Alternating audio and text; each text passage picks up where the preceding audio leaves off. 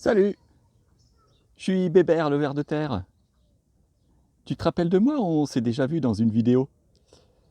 Tu vois, là, c'est moi. Peut-être que tu m'avais pas remarqué dans la vidéo.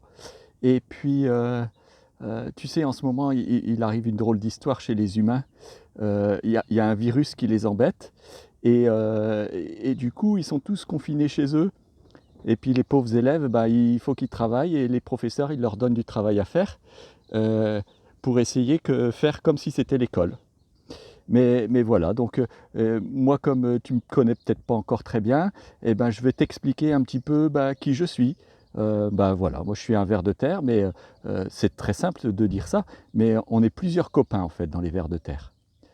Moi par exemple, tu sais comment je m'appelle? Bon, bah si tu sais pas, je m'appelle un ver de terre anésique. C'est un peu compliqué, anésique. Tu vois, en fait, je suis le plus grand des vers de terre. Regarde un petit peu. Hop, regarde comment je suis grand. Alors, je suis gentil, hein. Oh là, je suis pas content là. Hop là, allez. Tu vois, je suis assez grand. Et du coup, les vers de terre anésiques comme moi, on fait des galeries qui montent et qui descendent. Alors maintenant, je vais te présenter d'autres copains à moi. Là, tu vois, c'est un autre copain. Je ne sais pas si tu remarques, mais celui-là, il est beaucoup moins coloré que moi. Lui, il s'appelle un ver de terre endogé. Endogé. Et du coup, ça c'est un ver de terre, il fait des allers-retours horizontaux dans la terre. Et il sort jamais. Et c'est pour ça, tu vois, il est tout pâle, il n'a pas beaucoup de couleurs. Et regarde, si on s'approche un petit peu, on voit presque son intestin à l'intérieur. Regarde, tu vois les petits traits là qu'on voit? Eh ben, c'est presque parce qu'il est presque transparent. Et tu vois l'espèce de boule là qu'il a? Eh ben, en fait, c'est avec ça qu'il se reproduit avec son copain ou sa copine. Tu sais, il est hermaphrodite. Donc ça, c'est endogé. Et puis je vais te présenter le troisième. Alors ça, tu vas dire un petit peu, c'est dégueulasse. En fait, c'est du compost. Alors ça, on aime bien, nous, les vers de terre, le compost. Et regarde, si on soulève, est-ce qu'on va trouver des vers de terre? On voit des vers de terre, plein de petits vers de terre. Alors attends, on va prendre là. Regarde, regarde tous ces vers de terre. Tu les vois là? Eh ben, eux, ça s'appelle des vers de terre épigés. Épigés parce qu'ils restent en surface du sol et c'est eux qui décomposent tout. Du coup, eux, tu vois, ils peuvent être très très nombreux, hein. Nous, les anéciques, on n'est pas très nombreux, mais alors eux, les épigés, ils sont très nombreux. Et c'est eux qui font tout le compost. Regarde, tu vois, il y en a un petit peu partout. Alors, tu as peut-être l'impression que c'est dégueulasse, mais nous, c'est notre nourriture, on aime bien. Bon, t'es toujours là? Alors, tu te rappelles, il y a les anéciques, les endogés, les épigés.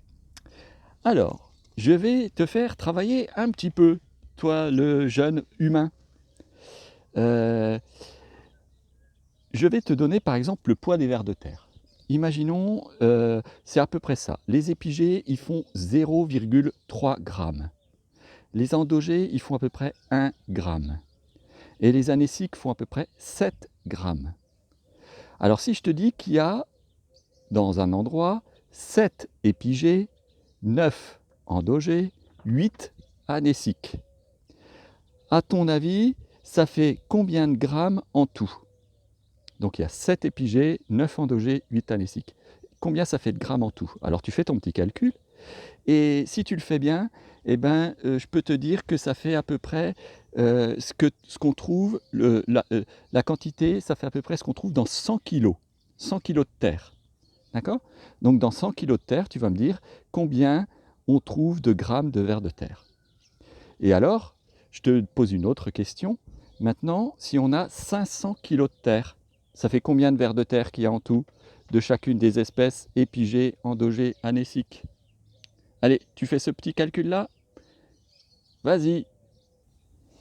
Alors maintenant, je vais aussi te présenter autre chose. Là, tu vois, c'est de la terre.